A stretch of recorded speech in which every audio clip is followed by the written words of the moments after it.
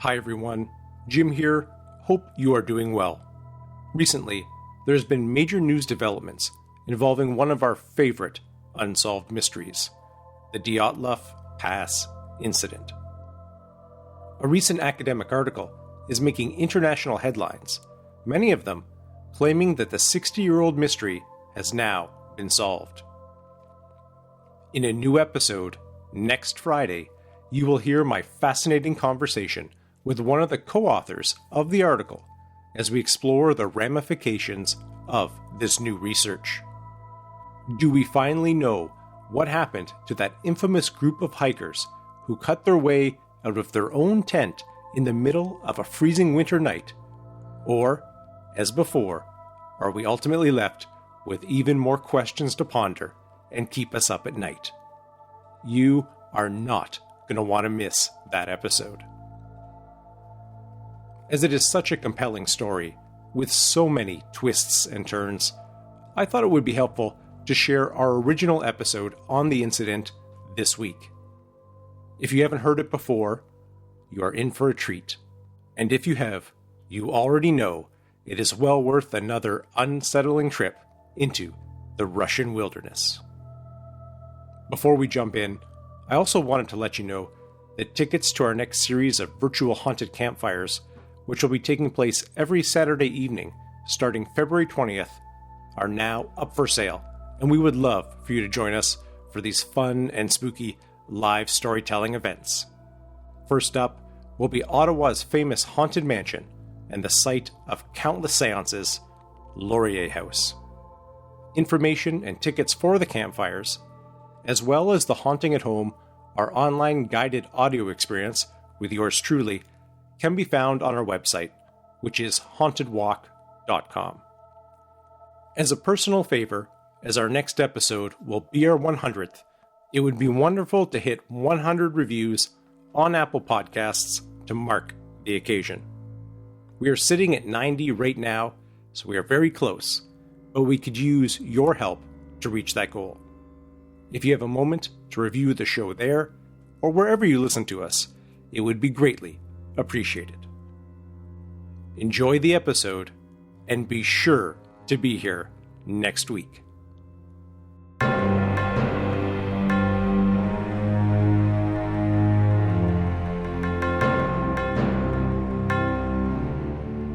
Welcome to Haunted Talks, the official podcast of the Haunted Walk, offering ghost tours and paranormal adventures in Kingston, Ottawa, and Toronto, Ontario. My name is Jim Dean. I am the creative director, and we really appreciate you joining us for today's episode. Before we go any further, I must warn you, this episode will not be for the faint of heart. In doing this podcast and working at the Haunted Walk over close to 15 years, I've had the opportunity to explore countless bizarre or hard-to-explain events. And I don't think a story has chilled or perplexed me as much as the topic of this episode, the Dyaltov Pass Incident.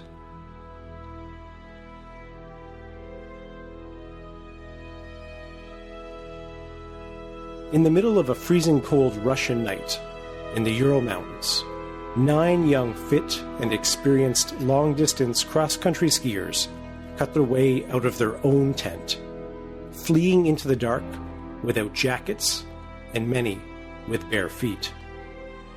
That night, the temperatures dropped to minus 30 degrees Celsius, minus 22 Fahrenheit. What could possibly explain this course of action? And furthermore, what could possibly explain the inexplicable condition the bodies were found in?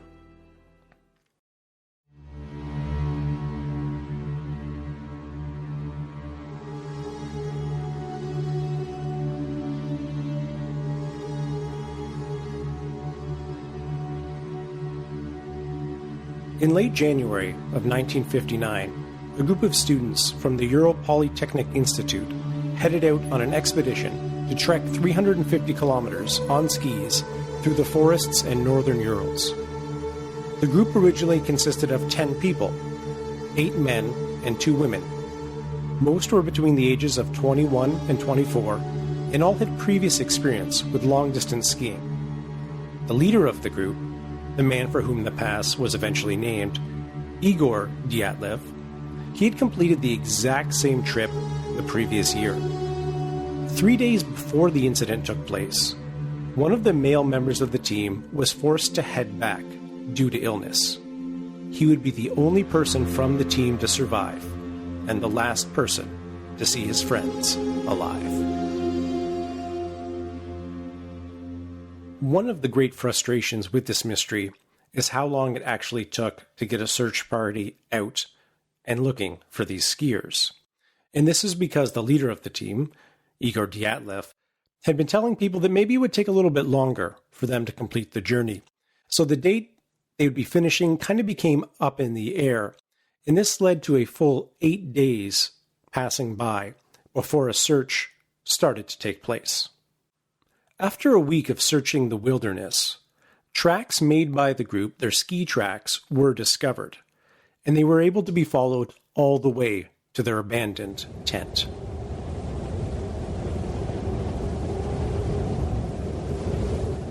The first irregularity was the location they had chosen for their campsite. It was made near the top of a mountain, known as Dead Mountain, which they were not supposed to be on. Now, I will point out this Mountain of the Dead, or Dead Mountain, comes from a Mansi name for it, and the Mansi were the native peoples that lived in the area. Now, when they refer to it as Dead Mountain, that may sound quite ominous. But the research seems to indicate that they called it this simply because nothing really grew or lived there. There was no game to be found. There was no reason to go up the mountain. It was a dead mountain. Now, the fact that this was off the route, many believe it was because of the worsening weather conditions they faced on that final day, with snowstorms and really decreased visibility. They somehow lost their direction and deviated west, which put them up near the top of Dead Mountain. When they realized their mistake, likely later in the day, the group decided to stop and set up camp, likely for the night, with their plan to course correct in the morning. The volunteer searcher who found the tent said it was half torn down and covered with snow. It was empty, and all of the group's belongings and shoes had been left behind. An examination of the tent revealed there were 2 different kinds of cuts made into the canvas fabric. There were small, short slashes made roughly at eye level, and large gashes that stretched the full height of the tent. What's so fascinating is that all of these cuts were made from the inside, as if the group suddenly needed to escape very quickly and did not have time to undo the many buttons that held the front of the tent closed.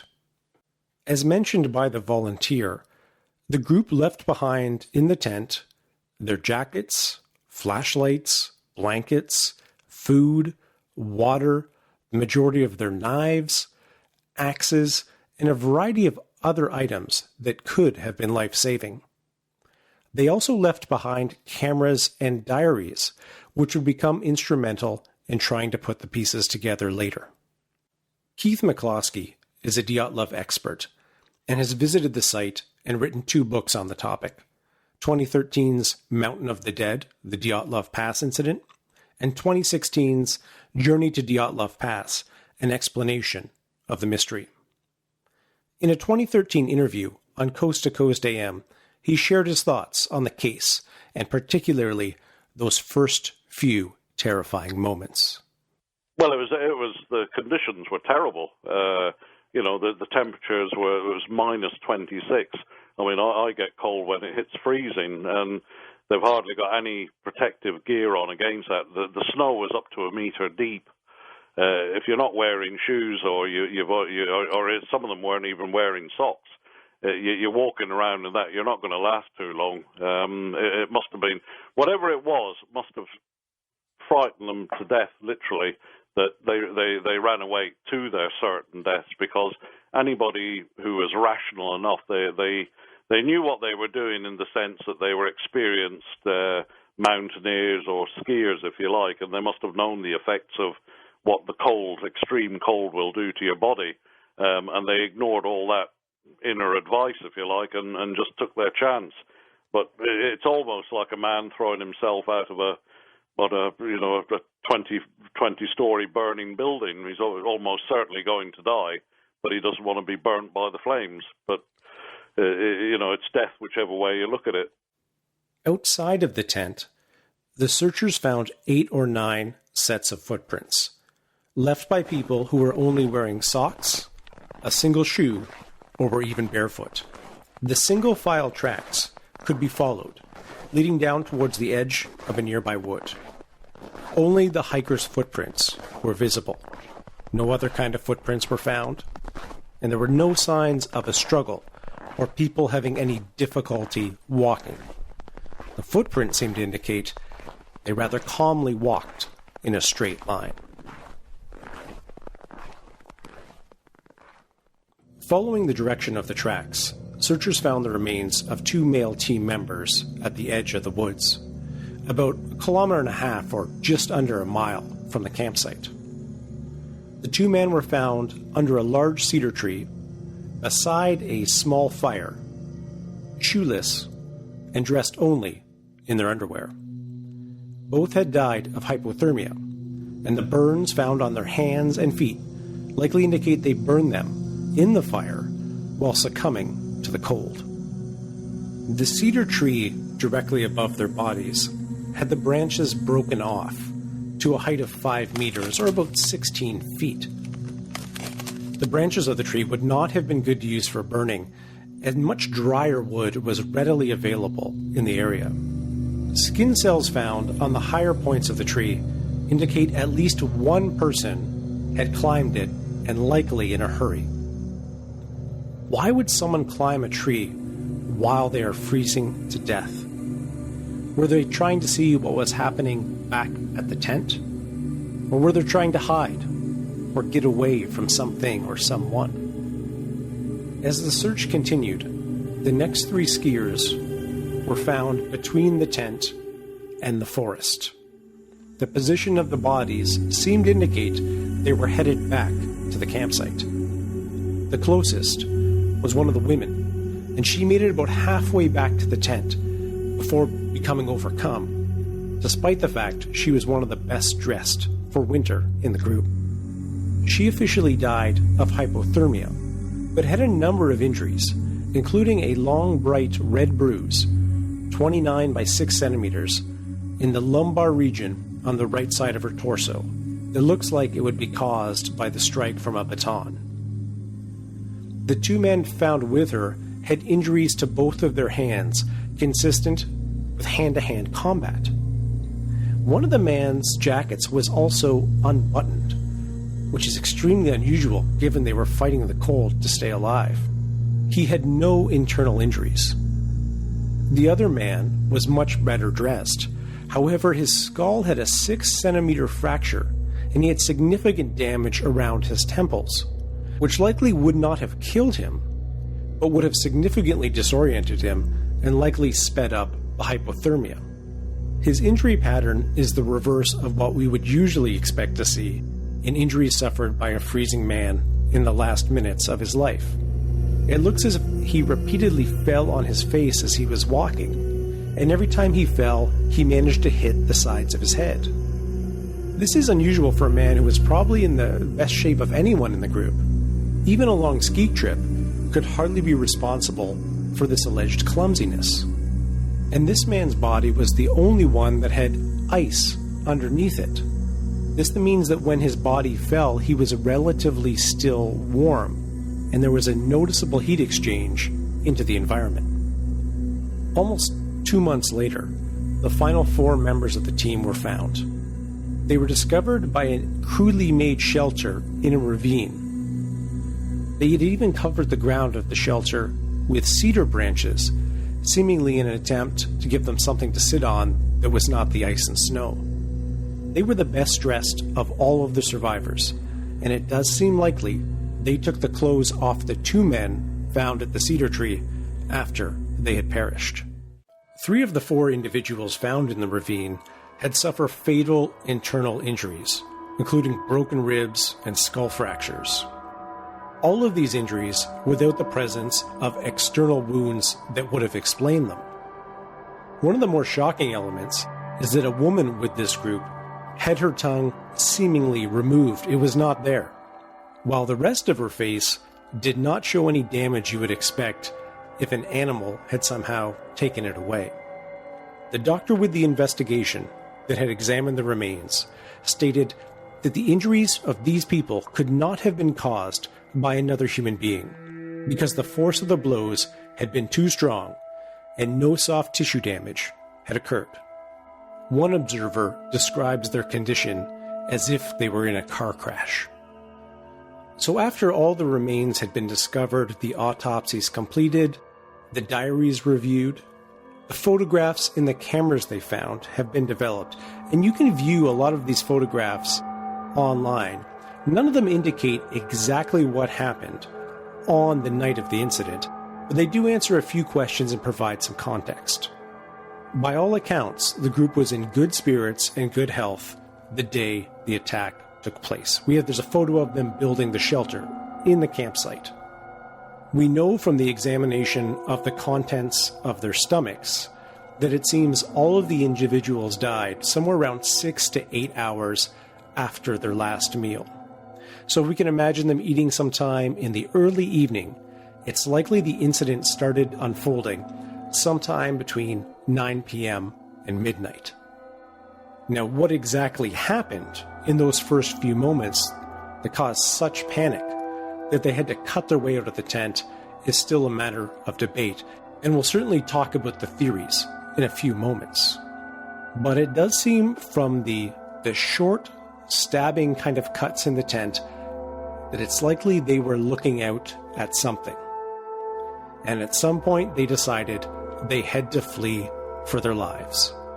What else could possibly explain why they did not take their coats and jackets and just the basic tools of survival? Again, minus 30 degrees Celsius when they cut themselves out of the tent and go into the dark, a lot of them barefoot and without appropriate clothing and supplies. We can't be entirely sure the order in which the deaths occurred, but we do know, based on the fact that the 2 men who died by the cedar tree had their clothes reappropriated by the group to try to stay warm, indicates they were likely the first ones to go. And for the 3 that died on their way back to the tent, it is absolutely perplexing to consider what kept them away from their campsite, their supplies, their jackets, their boots, for 8 hours and had them on literally the edge of death. It was they were walking back up the hill towards the tent. Why did they wait so long before going back?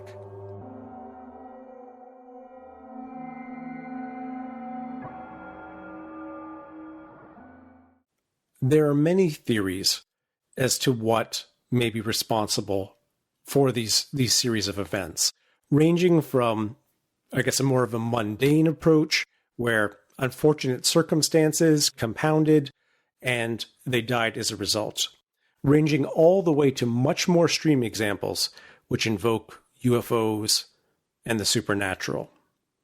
We'll try to work our way through some of the theories and see what holds up and what doesn't. What I find so frustrating is that there are none of these that I'm able to put much faith into. One of the most common explanations is that an avalanche occurred. With the group all gathered together in their common tent, they suddenly heard the sound of an avalanche. Or the avalanche occurred, burying them in, and they had to cut their way out. So either they fled from an avalanche or an avalanche had occurred.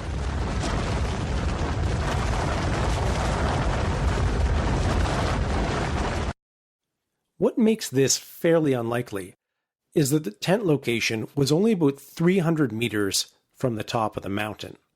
So there wouldn't be much force from an avalanche at that distance. Also, when we think about a mountain, we kind of maybe imagine a really steep slope, but the area they were actually camping on here wasn't quite flat, but it was close to flat. There were also no visible signs to the searchers that an avalanche had taken place in the area. And the fact that things like the tent poles were still up, you think they would have been knocked down. The skis were still up, stuck in the snow in an upright position. You think they would be knocked down as well. And the damage really seemed to only be in the center of the tent. But if an avalanche had occurred, would it keep them away from the tent for hours? Would they not try to go back and get their supplies? An avalanche could possibly explain the massive internal injuries found on 3 of the victims in the ravine. But it's worth noting that we do see a single file line of footprints from the tent of 8 or 9 people heading in one direction, and without any sign of any struggle or anyone laboring. So you do wonder if someone suffered such profound internal injuries, even if they didn't die instantly in the tent when the avalanche occurred, the chances of them being able to walk in a straight line on their own in their bare feet, well, maybe that gets a little harder to believe. Is it possible those in the ravine died by way of an avalanche that occurred later and they were caught and swept into the ravine? It's possible, but combined with the other elements like the missing tongue, it doesn't quite seem to fit. A kind of add-on to that theory is that they suffered from avalanche paranoia, which is perhaps they were hearing sounds they thought were an avalanche all night. They're sitting in the tent there, the anxiety's building, the paranoia is building, and at some point they kind of snap. But again, that doesn't explain why they stayed away from so long when the tent seemingly was still accessible. And the chances of all of them succumbing to that paranoia at the exact same time, perhaps a little hard to believe.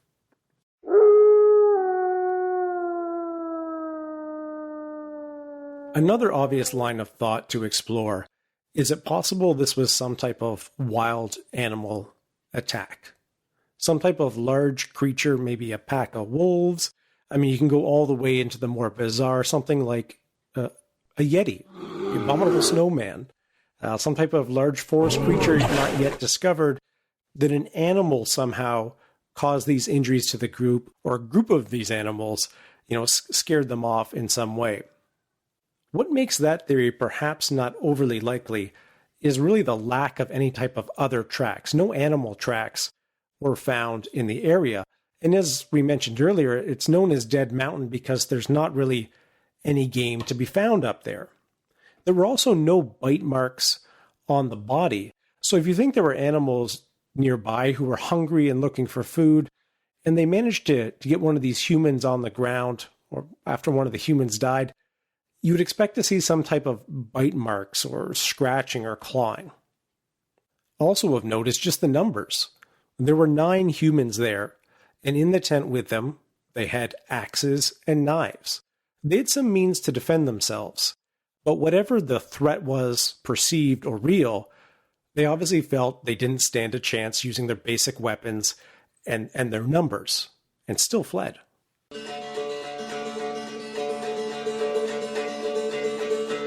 The first theory to be seriously entertained by the authorities was that Mansi tribesmen, the native peoples that lived in the area, had committed some type of attack on the group because they had violated a sacred site, gone onto their sacred land by accident, and that this was a type of a retribution. Now, it's not without precedent, as I believe it was about 10 years earlier or so, a Mansi shaman did kill a geologist that wandered on to their territory. But there are a few facts that make that probably not very likely. One, the area they were in and the route they were taking was a well-known route used by skiers and outdoor enthusiasts. So it wasn't like they were the first people to suddenly be in this area. As mentioned, the leader of the group, Igor Dyatlov, made the trip the year before. If the Mansi did kill them, it's pretty surprising they would not take all their supplies, the warm clothes, the food. Would they leave that stuff behind? And I guess a more, primal question is, well, why would they do it? Would this perceived transgression be enough to kill 9 people? What further depreciates the Mansi involvement in my mind is that they really did help with the search as well. So perhaps they're playing both sides, but also being an active participant in trying to find the group, I think makes them less likely as being the ones involved.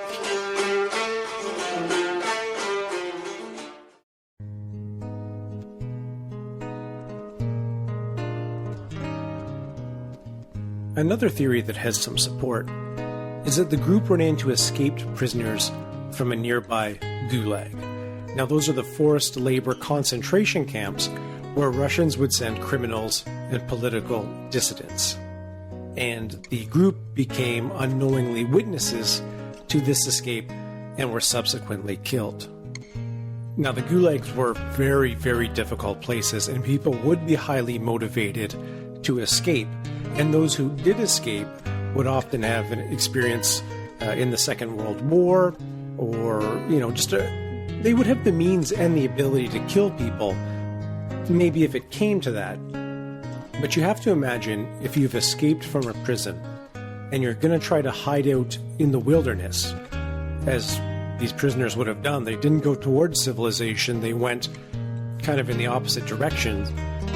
Well, if you had killed these people, you would certainly take all of their supplies if you're trying to hold out, because likely in your escape, you wouldn't manage to have much with you.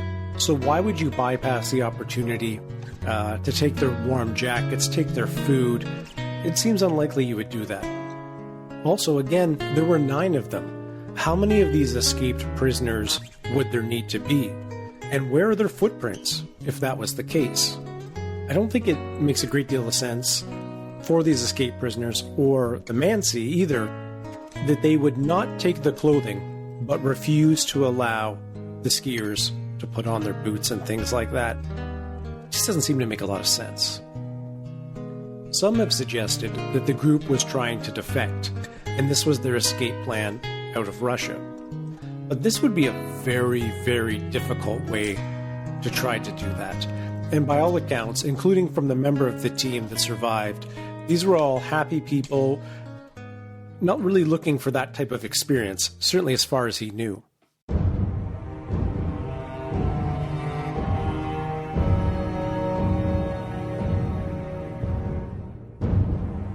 When we've looked at and rejected the mundane explanations to the situation, we do need to broaden our scope.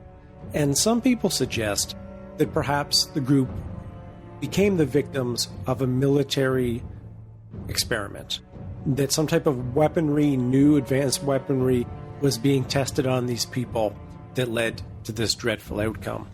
And one of the suggestions is that infrasound was used on the group in their tent. Now, if you're not familiar with infrasound, it is a very low frequency sound that we can't hear or only quite hear, that scientists believe does cause a reaction in our nervous system. It can make us feel things like dread, terror, awe. We feel something without knowing why. And some suggest that perhaps some type of infrasound technology was used to create a real sense of agitation inside the tent, causing them to flee. The evidence on whether infrasound actually works is still a bit ongoing. The science maybe isn't quite settled on that, but let's assume that it is. To create this reaction within 9 people in this space would take significant technology and just significant size of that technology. One expert describes you'd need about a 40-foot apparatus to even attempt this if they had the technology at that time. And the only way to get equipment that large up onto the mountain would be by helicopter, which would be expensive and complicated. And furthermore, nothing like that has been found in the area or any type of indication that large machinery was present. Now, it's certainly possible there was some weaponry that could produce the paranoia in the group, that could cause the massive internal injuries we see of 3 of the 4 who were in the ravine, and startle the group or cause them to be in fear of their lives that they don't go back for their vital supplies. Certainly that's all possible. Hard to speculate on it because we have no idea what types of technology may or may not have been used. There's just not a lot of physical evidence to back that up. But there are a few very interesting facts around the investigation that might give us pause. Is it possible that the group stumbled upon a military experiment, died intentionally or unintentionally, and then the military attempted to cover it up? I'll let Keith McCloskey explain some of the very intriguing evidence he found around this topic. There's a pilot. There's testimony from a pilot who, one of the first guys that supposedly flew over the thing, his account of what he saw on the ground is different from what makes it into the official files. Can you explain that? He says he flew over and saw the tent the day before it was discovered. He was required to sign a non-disclosure agreement as well after the investigation, as were virtually everybody involved in it. It blows the whole theory out of the water as to the fact that they died on that mountain. He said it looked like there were people around it. He could see a couple of dead bodies. So he thought that they discovered they'd already discovered the tent. But he feared for his life, though, eventually. If you believe the testimony of the pilot, the whole stage was being set the day, in the couple of days before it was found by the search parties. There's some thought that possibly they wanted, one of the reasons why search parties weren't sent out sooner is that they knew what was going on, that they had died and they died in an accident or however they died, and they were basically buying time to try and come up with some plausible scenario to say, well, it's okay, we found them. Here's the tent, it's been cut to ribbons, they've all died in very strange circumstances. We'll call it an unknown elemental force, and that'll be the end of it. Because one of the strangest things about the whole case is they found the remaining 4 bodies by the Snoholt with dreadful injuries between the 3rd and the 5th of May, and the case was closed on the 5th of May. Lev Ivanov was ordered to just close it all. You could say, well, they found the remaining 4 bodies, so let's close the case, so it's game over. But if this was say, I don't know, in the West, in the UK or in America, and say, well, we found the 4 remaining bodies, and some of them have got absolutely horrendous internal injuries. The fact that the case file seemed to open before the tent was found, and that the case was closed on the very same day that the final bodies were discovered, is certainly suspicious. And the fact that there is an eyewitness who observed the scene from the air the day before the searchers found the tent, reporting seeing people in the area and bodies there on the ground, it certainly does raise eyebrows. It's worth pointing out that in 2008, the 6 remaining searchers from 1959 and 31 technical experts met at Ural Polytechnic and reviewed all of the available evidence. What they believed is the group inadvertently entered a covert military testing ground and paid for it with their lives. That is possibly why the military has been so secretive about this case, as even to this day there's documents that are missing, are being withheld, or simply have been destroyed.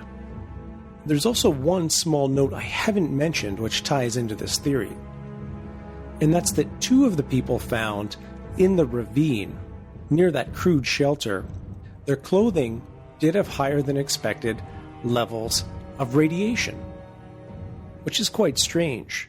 And also the lead investigator on the case very early on was using a Geiger counter as part of the search. It seems somewhat suspicious, as a Geiger counter would not normally be used, I don't think, in a search operation. In his final interview, the surviving member of the group also points out a very strange item that was found in the tent, called an obmoktki, or something to that effect. It's a wide piece of clothing that is typically wrapped around feet or legs to keep them warm. They have a very distinct shape and are made from a particular material. They were widely used among soldiers in the 40s and 50s, and later by the prisoners of Stalin's concentration camps. Nobody knows how this item of clothing got there and in the tent. The existence of this item was noticed in a photograph that was taken. But the evidence itself, that piece of clothing, has since gone missing and has disappeared from the evidence room. The only survivor also says there were a pair of glasses and skis in some of those final photos that did not belong to anyone in the group. Is it possible he has made a mistake? He does not remember, talking about 30, 40 years ago when he gave this interview, and they did in fact belong to someone in the group and he just was not aware or did not remember. I mean, that's certainly a possibility. It's also a possibility somebody else was in that tent. Could the military have arrived before the search party, or could they have moved the bodies to that site? What prevents me from really embracing this theory is that if the military was trying to keep something secret, why would they move the remains or leave the remains with such conspicuous injuries and positioning?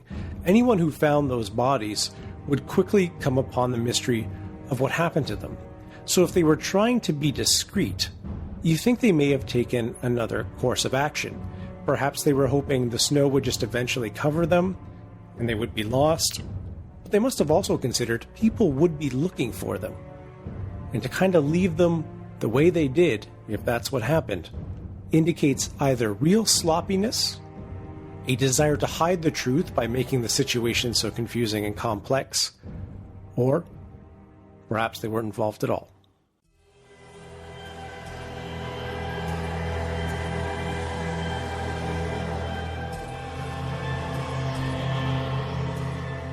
There is one final theory to look at that is perhaps the most frightening, and that is that the skiers ran into something otherworldly. And that could range from something like a UFO to something more supernatural. I'll let Keith McCloskey explain why the UFO angle must be considered. You know, the thing is, I'll be totally honest with you here. I mean, I've never really gone into UFOs in the past, but the more I looked at this, it's what's happened to them is almost inexplicable.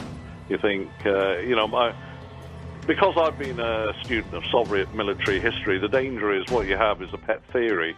You know a subject, you think, oh yeah, this is what happened, and then you try and make the facts fit the case, if you like.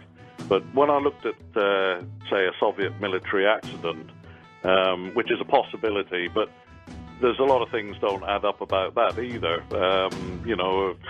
The Luda's tongue, for instance, that's missing. You think, well, how would that have disappeared, or how would that have come out if it was a Soviet military accident? Again, the other members of the group who died of the cold, how does that fit in with the theory of a Soviet military accident?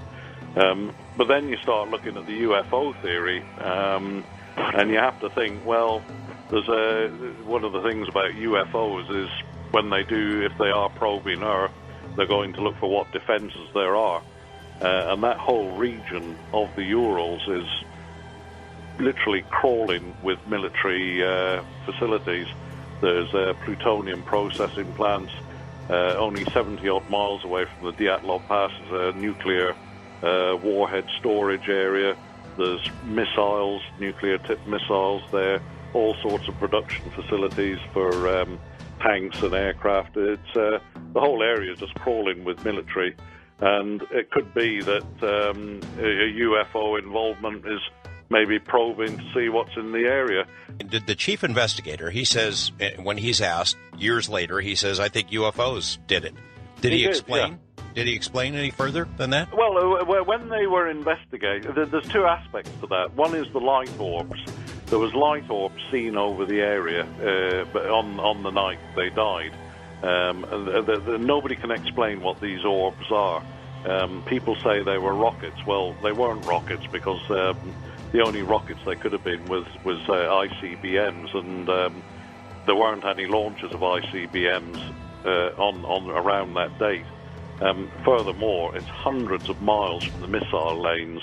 All those types of rockets were launched from much further south at the Cosmodrome at Baikonur, and they all went east to the Kamchatka Peninsula. They didn't go anywhere near the Urals. So it's not rockets.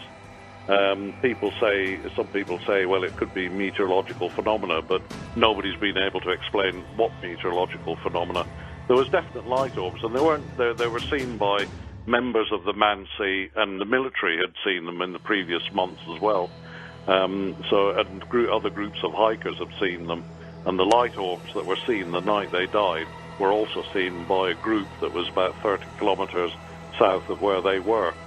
They'd also seen the orbs, and people were saying this to Lev Ivanov, the Mansi, had said they'd seen the orbs, and I think that's where he developed his theory from.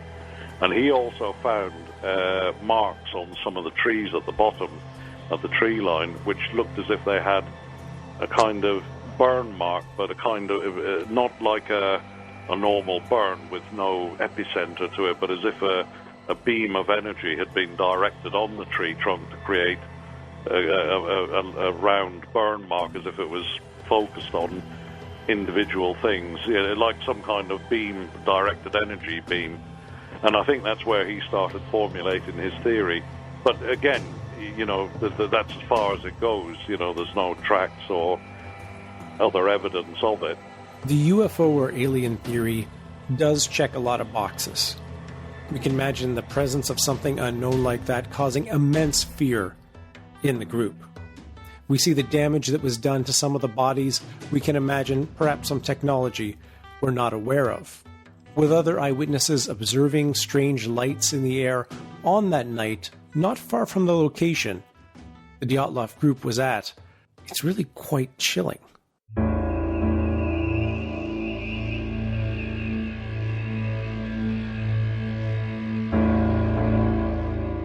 If not aliens, could it be some supernatural force? A ghost? A demon?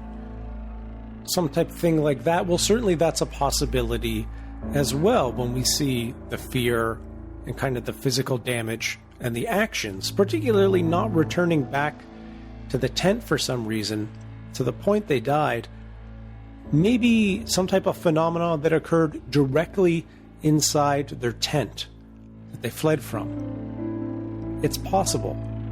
But there again, there's very little actual physical evidence other than the injuries to the bodies themselves, which really give us any indication something like that happened. If I had to give you my personal theory on it, I'm not even sure which one I'd go with. The fact they didn't take their clothing is so bizarre. The fact they calmly walked in a straight line from the tent, starting down the mountain. Why would they do that? Were they possibly like prisoners held at gunpoint? But if that's the case, where are the tracks? Why are the injuries where they are? Why are the supplies still left in the tent? The thought of one of the members scrambling up that big cedar tree where the two undressed men were found. What possible reason is there to climb a tree other than to escape or to try to see what was happening back at the tent? Is it possible this was all a series of unfortunate events, perhaps involving an avalanche, perhaps involving the group getting lost or disoriented in the dark?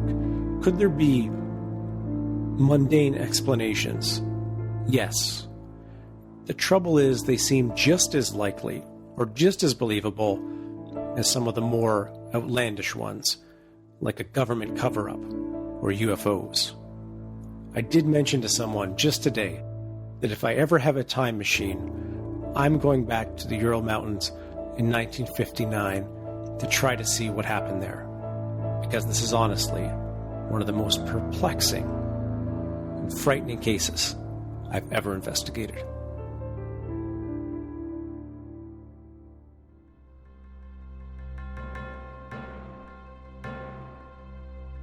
Thank you for listening. If you haven't already, be sure to subscribe to Haunted Talks wherever you get your podcasts. As always, A big thank you to our Haunted Talks team, including Michelle Dennis, our wonderful audio editor, and Kevin MacLeod at incompetech.filmmusic.io for the additional music.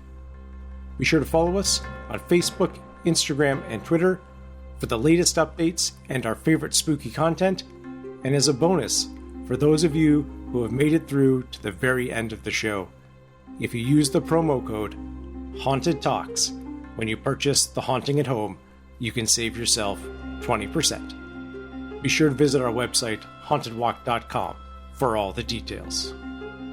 Until we meet again, sweet dreams.